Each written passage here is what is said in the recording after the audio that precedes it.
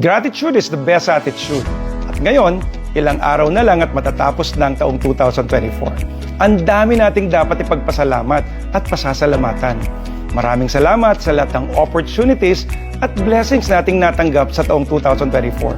Maraming salamat sa ating mga katrabaho at mga kanegosyo o kanegosyente na naging katulong natin para ma-achieve ang ating mga business goals with great success. Siyempre, on my part, gusto ko ring magpasalamat sa patuloy na suporta ng ating mga followers dito sa Pambansang Negosyante page.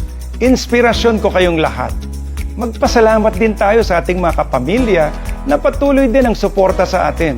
Sa hirap man o sa ginhawa, through thick and thin ika nga, para matupad natin ang ating mga pangarap habang pinananatiling buo, matatag at masaya ang ating buong pamilya. Higit sa lahat, maraming salamat sa ating Panginoong Diyos sa patuloy niyang paggabay sa atin.